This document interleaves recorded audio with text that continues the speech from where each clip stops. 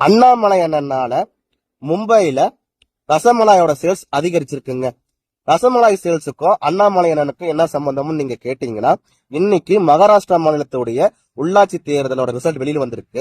அதுலயும் குறிப்பா மும்பையில பாஜகவோட கூட்டணி பெருவாரியான இடத்தை வெற்றி பெற்றிருக்காங்க. இதுக்கு அண்ணாமலை அண்ணனுக்கு என்ன சம்பந்தம்னு நீங்க கேட்டீங்கன்னா, அண்ணாமலை அண்ணன் மும்பையில் இருக்கக்கூடிய மாநகராட்சியோட தேர்தலுக்கு பிரச்சாரத்துக்கு போறாரு. போன இடத்துல மும்பையை நீங்க மகாராஷ்டிரத்துக்கு சொந்தமான மாநிலமா மட்டும் பார்க்காதீங்க, மும்பைய ஒரு இன்டர்நேஷனல் சிட்டியா பாருங்கன்னு நல்ல விதமா தான் சொல்லியிருக்காரு. அதை பொறுத்து கொள்ள முடியாத உத்தவ் தாக்கரேயோட சித்தப்பா பையன் ராஜ் தாக்கரே சிவசேனா கிடையாது.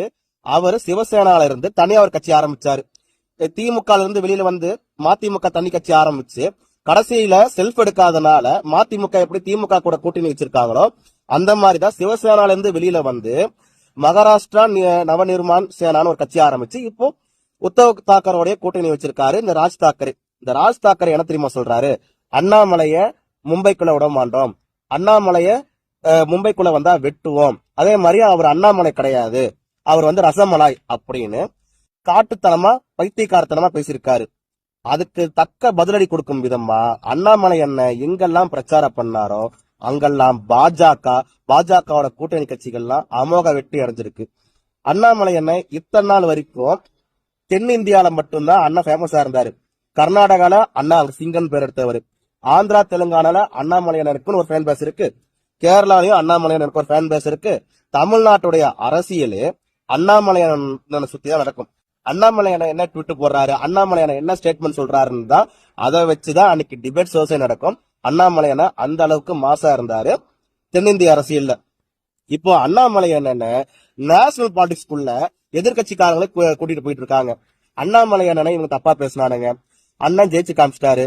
இப்ப அண்ணாமலையனை மும்பைக்குள்ளேயே வர முடியாதுன்னாங்க. எப்படி பதவியேற்பு விழாக்கு அண்ணாமலையான கண்டிப்பா போவாரு. இந்த பைத்தியக்கார கும்பல்லாம் எங்க போறானுங்கன்னே தெரியல. 25 வருஷமா சிவசேனா கிட்ட இருந்த மாநகராட்சிய பாஜக கைப்பற்றி இருக்கு. அதே மாதிரி 30 வருஷமா கம்யூனிஸ்ட் கிட்ட இருந்த திருவனந்தபுரத்தையும் பாஜக கைப்பற்றி இருக்கு. மிக விரைவில் தமிழகத்தில் இருக்கக்கூடிய மாநகராட்சிகளை பாஜக கைப்பற்றும். பொறுத்திருந்து பாருங்க. அண்ணாமலை அண்ணன் இப்போ தமிழ்நாட்டு அரசியல்வாதியோ தென்னிந்திய அரசியல்வாதியோ கிடையாது. அண்ணாமலை அண்ணன் இன்னைக்கு நேஷனல் லெவல்ல இருக்கக்கூடிய இந்திய அரசியல்வாதி தான் அண்ணாமலை அண்ணன். இங்க இருக்கக்கூடியவர்களுக்கு நிறைய பேருக்கு வயிறு எரிச்சல்லாம் இருக்கும். நீங்க அதுக்கு ஏதாவது ட்ரீட்மெண்ட் பாத்துக்கோங்க, சரிங்களா? அண்ணாமலை அண்ணன் இப்போ சொல்றேன், அண்ணாமலை அண்ணன் ஸ்டேட் லெவல் பாலிடிக்ஸ் பண்ண போறவர் கிடையாது. அண்ணாமலை அண்ணன் நேஷனல் லெவல் பாலிடிக்ஸ் பண்ணக்கூடிய ஒரு நபர்.